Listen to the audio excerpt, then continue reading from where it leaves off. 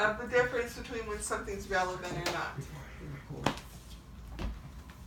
On the back of your, you can use the back of your teddy sheet, or if you have a scrap sheet of paper, write down the following words: butter, flour, sugar, salt, apples. I just told you 5 random words. And you understand what an apple is. You understand what butter is. You understand what salt is, but you don't understand the relevance of those facts. But if I put that in a context that makes sense to you, I'm going to teach you how to make an apple pie.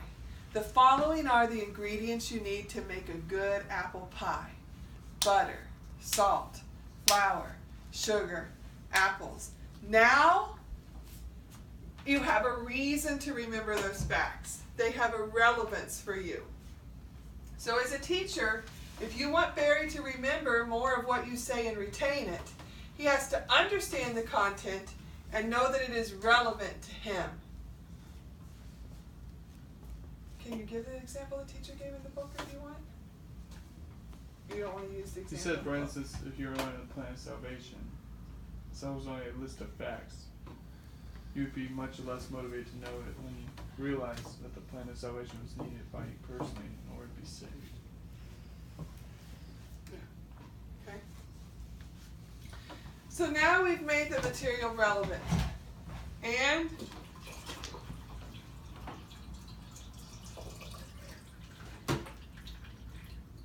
arrange the facts so they are easy to memorize. we still have problems.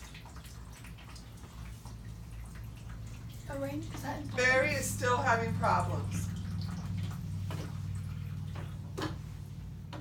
You sure that's the next Easy one? to recall. Did you skip one?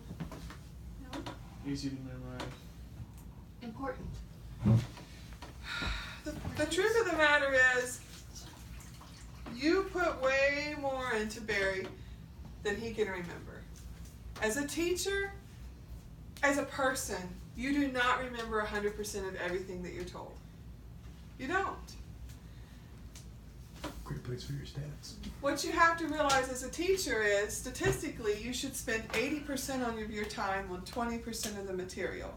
You need to decide, you need to decipher. That's why you are the teacher. You took the time to figure this out, to know what the student needed to know. Of course you're going to share a wide range of facts, but you need to know what is most important. What they're going to need to know in life, what they're going to need to know to pass the test. So you have to wade through all of the facts and teach focusing on what is most important. There is no way that Barry can remember everything you say. There's no way you're going to remember everything I say today. So I need to make sure that I focus on what is most important, that I bring it up over and over again, that I review it continually, that I make sure you know it's important. Have you ever had a teacher like this, that you come in and or the moment they start teaching, they're like, everything I say you need to write in a note because it could be on the test. And you're writing, and you get home that night and you're like, I have no idea. There's no way I can study these 12 pages of notes. I have no idea what's on the test. Was that fair to you as a teacher not to sort through that and tell the students, pay special attention to what I'm about to say. This is very important. This may be on the test. Why do you think you shouldn't do that? Why make it harder on your student to learn, to know what's important? You know what's important already. They're not going to know if you don't tell them. And they may focus on completely the wrong things and not retain what they need to know. So it's important for you as a teacher to focus on what's important. And by focusing on what's important, spending the majority of your classroom time on making sure your students understand concepts of importance. Where are the rest of my Band-Aids?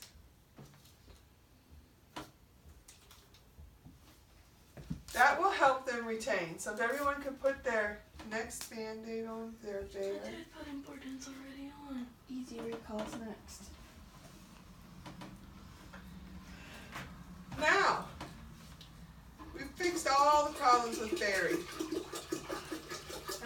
able to start teaching at a good rate of speed. Except more problems, more leaks. So Barry is understanding the material. He knows why it's relevant to him, and he knows what's most important about what you're saying. But there's another step for a teacher to help a student retain. We need to make it easy for Barry to recall these facts. We need to come up with fun ways to make sure that our students can remember things easy. Do you remember this saying when you were in elementary school? Raise your hand if you do. Please excuse my dear Aunt Sally. Okay, great. So see, that was a silly thing your teacher did that helped you recall an important fact. Does anyone remember what that was teaching you? Yes. Go ahead. Order of operations. Which are? Parentheses. Exponents. Exponents. Multiplication. Subtract. Division. Subtraction. And addition. Right. So the teacher came up with a Addition, creative way subtraction. to help you remember stuff. I want to point out something. Look here. There's still a little bit of leakage.